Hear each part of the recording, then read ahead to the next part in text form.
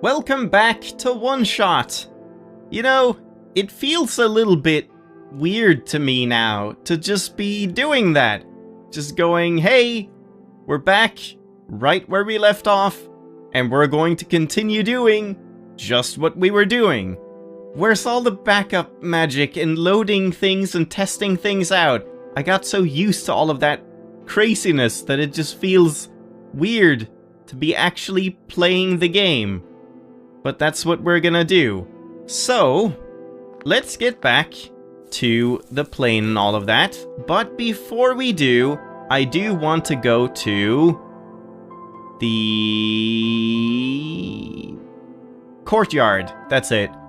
And then go check in on Mace. Because now we've taken the battery and we've taken the music box. So maybe now Mace is like properly dead, and maybe right before we leave now... Oh, right. Robot without power. Oh, the gatekeeper. Was he depowered as well? I should check that. But yeah, maybe now you can actually get the seed right before you leave. She might have transformed. No. Just ... Alright. Never mind. So that's nothing. I guess you can't do the Mace Resurrection side quest in Solstice mode, because she just... I don't know, it's weird, because like she died in the normal game as well, but I guess not by expending all of her power, so she didn't have enough power left to even like become a little seed. I don't know. I guess she's gone for good. Along with Silver, everyone, all of the nice people are just dying off. So let's check here. He has no power. He has no grace. Something about a funny face. No, that's not even how it goes. Where are we going now? Graveyard? Yeah, graveyard.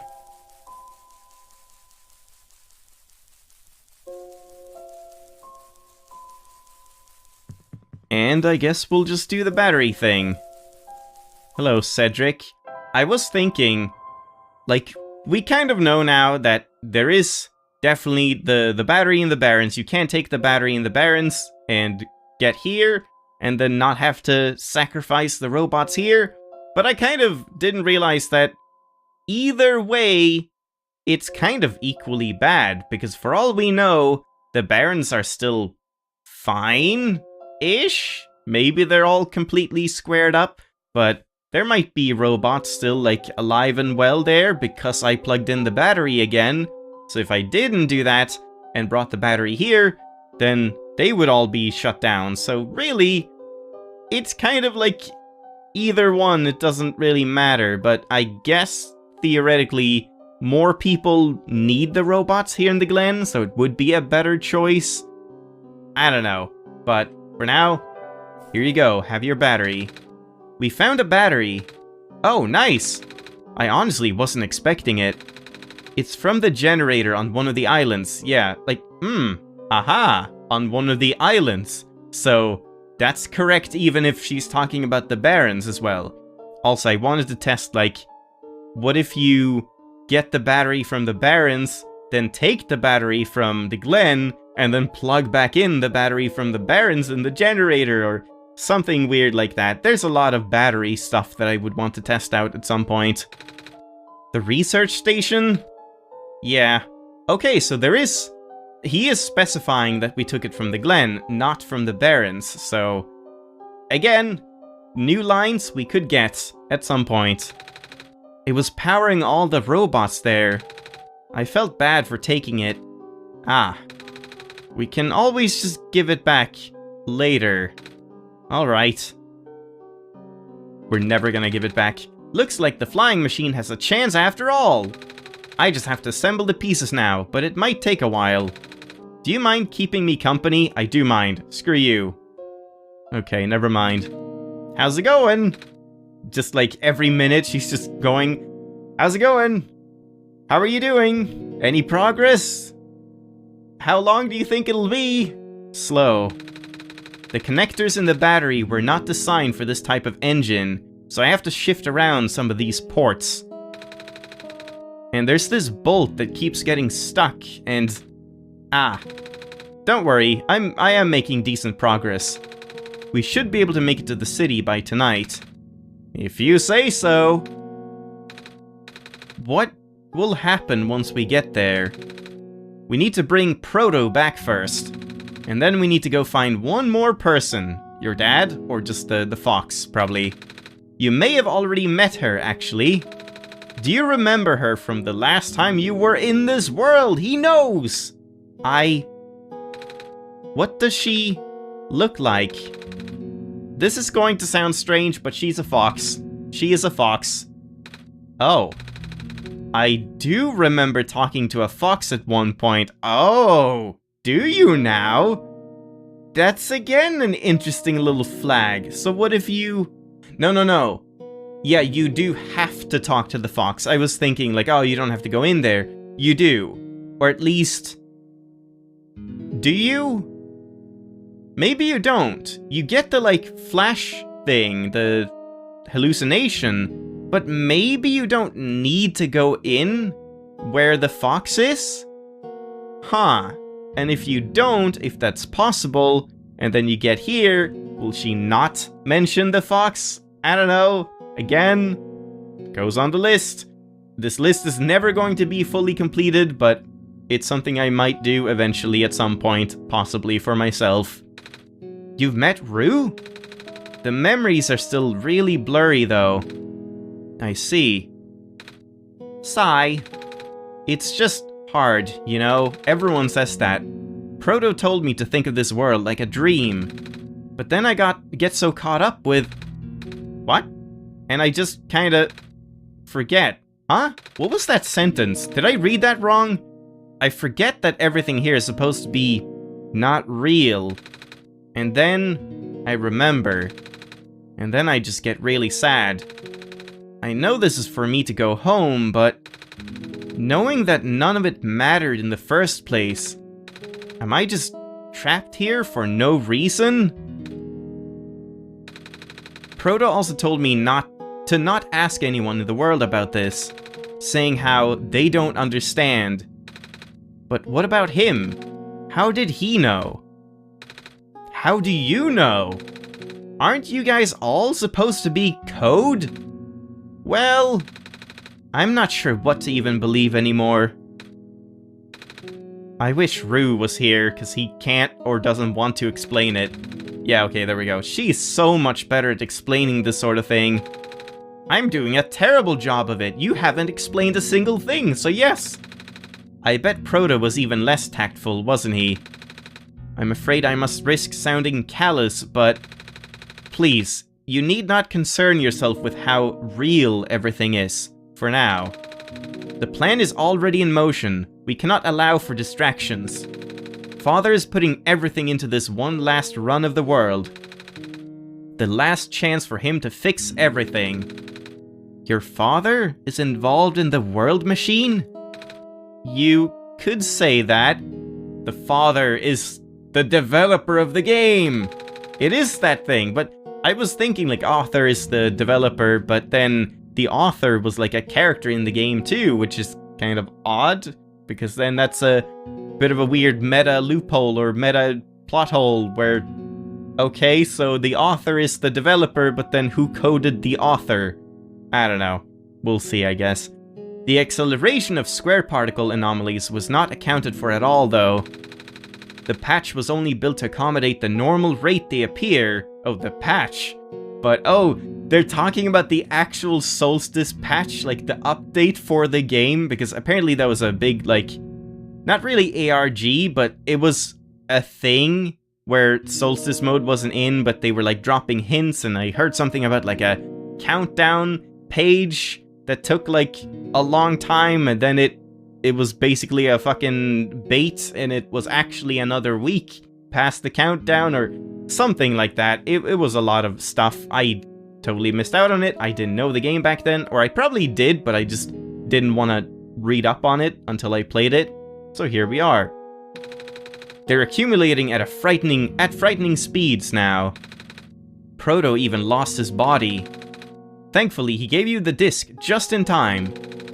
So what happened to him anyway? What happens to anyone who gets caught in the squares? I only know it's bad. Well, you know how the simulation works, right? How everything is code? Specifically, everything is generated from pre-existing code. The squares can cause damage to that code. Most of the time, irreversible damage. Father has lost some friends in previous iterations of the simulation. It took him forever to develop the current, much more stable version. You're making it sound like your dad built the simulation himself. Wait, did he? Yeah. But how? If everyone in this world is code, how can he build himself? Good, Nico. That is exactly my question that I had a second ago. That's, complicated or something. Not really what happened. So what happened? Like I said, you shouldn't concern yourself with... Alright.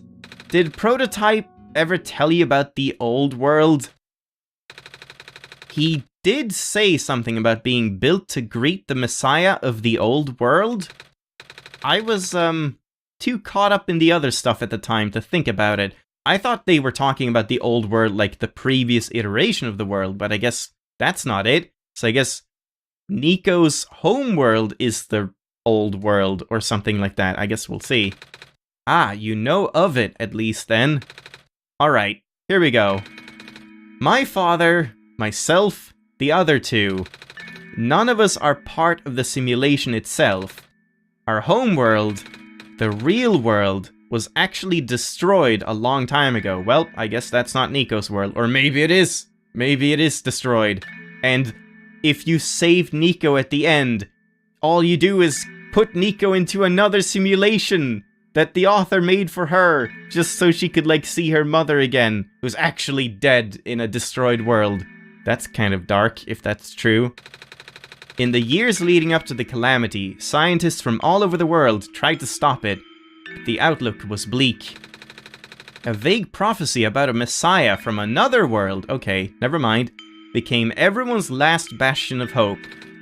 Prototype, was built to predict the future, about the specifics of this Messiah. But as his predictions turned out, the Messiah would not have been able to arrive to our world in time. Okay. In fact, the Messiah would not even have been born before our world ended. Ah, I see. Okay, this is gonna get weird. So, like, the world was about to be destroyed, and they didn't have time, so he built a simulation and put, like, everyone in the simulation? Or something, but oh man, I don't even know. Disheartened, most people abandoned their research and resolved to peacefully live out their final years. But some people did the opposite. Even though saving the world was impossible, they didn't want our existence to be in vain. And that's where my father came in. With the last of his resources, he built his most ambitious project yet. The World Machine. He's like basically Rick from Rick and Morty. Our large, detailed facsimile, I think that's pronounced. I can't remember. I know I've heard that word before, but I don't know if it's pronounced like that. Of the old world. Generated from a pool of memories collected from everyone he knew. It is. So he's like simulating everyone inside of the simulation. After a heavy amount of modification and an added narrative, what? My father was able to convert the entire structure into code. What do you mean a narrative? Why did he need to add a story narrative to the world? Just because, I don't even know. How did that code escape the old world? I have no idea. Wait, what? Was I not paying attention there? What did she mean by escape the old world? Huh? What I do know is, there is no equipment back home that was powerful enough to run the code independently, so they used my computer, I see. So aside from the standard hardware, it also needed to borrow the mental processing abilities of a living person. Father used himself for that during the initial testing phases.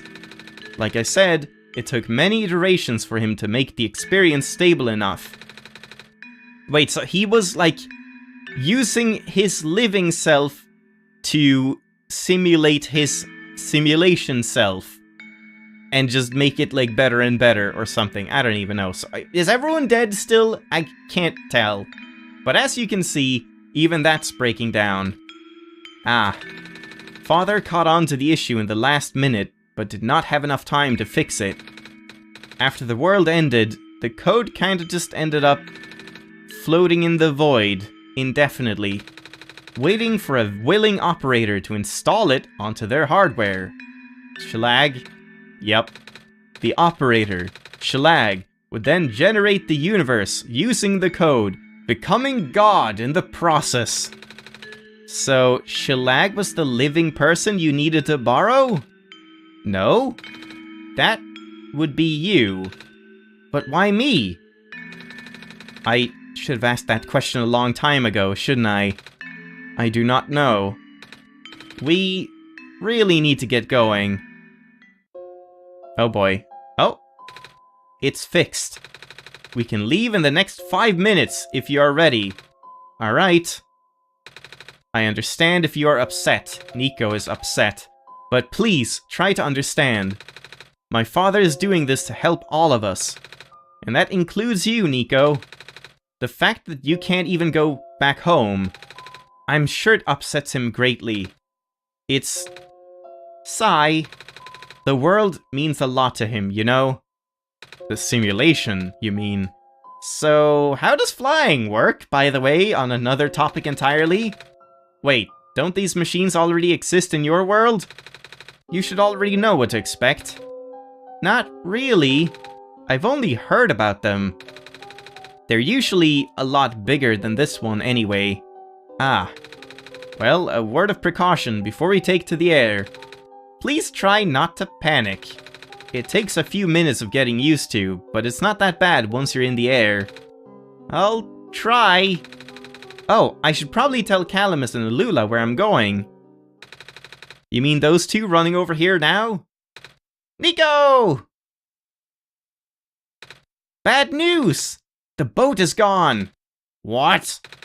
It's the squares! It looks like they're headed in this direction! That's... fast. Calamus, right? Yeah? How bad is it? Doesn't seem to be of immediate danger. Then it is of priority that I take you to the city first, Nico. But what about them? Oh no. I can make a detour later and drop you guys off in the city too if you want. The city is better equipped to handle the squares. You'll be safer there. You're taking us to the city! If you wish. Oh yeah! Alright. I will be back here in an hour, so please wait for me until then. They're dead. You guys sure you'll be fine here? Mm-hmm. The squares are still moving pretty slowly for now. Alright then. Guess we'll run into each other again soon. They're dead. I'm ready to go. Alright.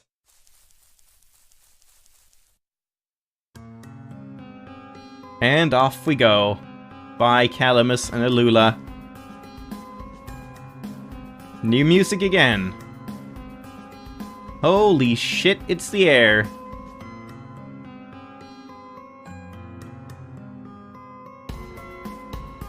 And into the city we go.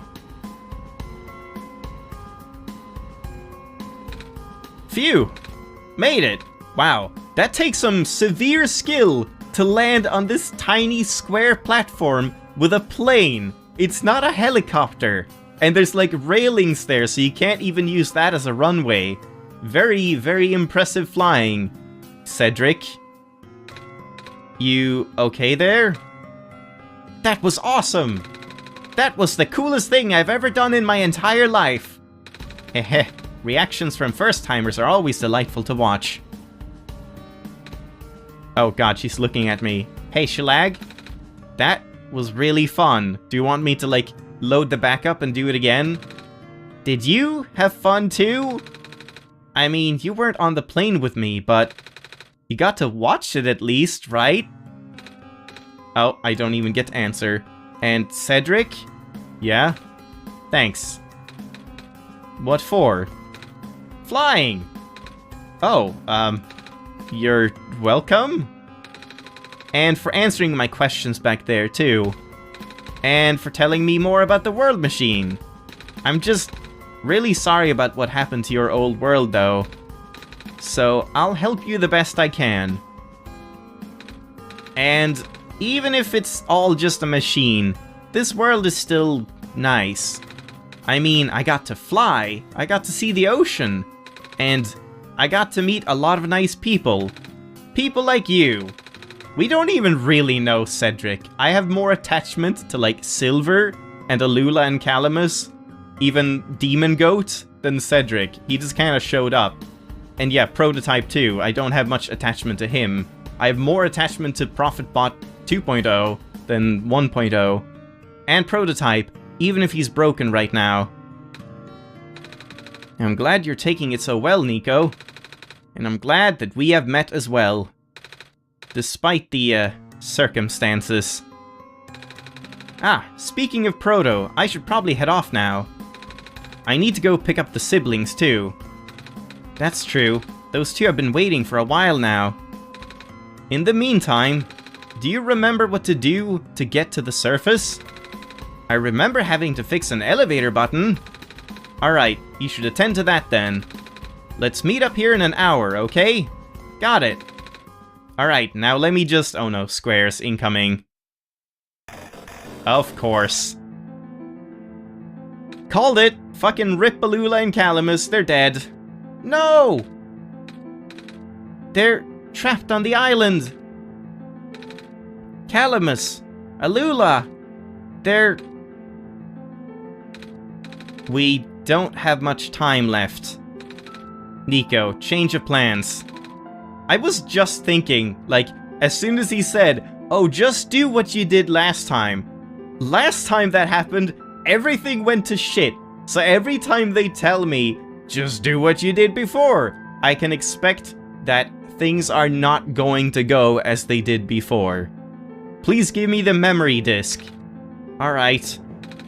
Listen carefully.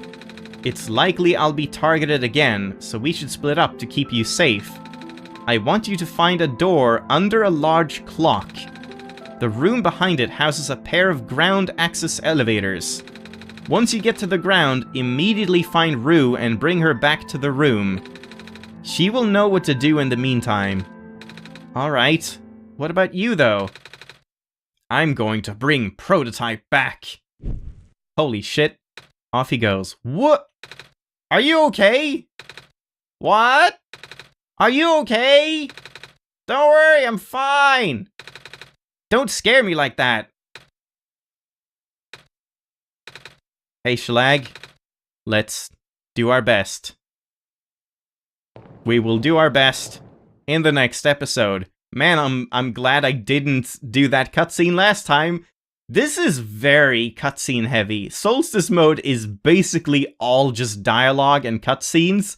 There's not really much gameplay here, and sure, the normal one-shot was also just a lot of cutscenes and dialogue, but there were at least some puzzles and pick stuff up and do this and take it over here and fetch quests and stuff. It just feels like there's not a lot of gameplay here, and it's not a bad thing. I mean, I'm enjoying the story and stuff, but I kind of wish we had some more stuff to do, really. Even just like the, getting the battery and all that was just go and pick them up. It was nothing to it, really. I was hoping that we would try to, like, get to the cart where the music box would be located or something like that. But nope. Anyway, we'll leave it there for today. Hope you enjoyed the episode. Thanks for watching, and I'll see you next time. Bye-bye!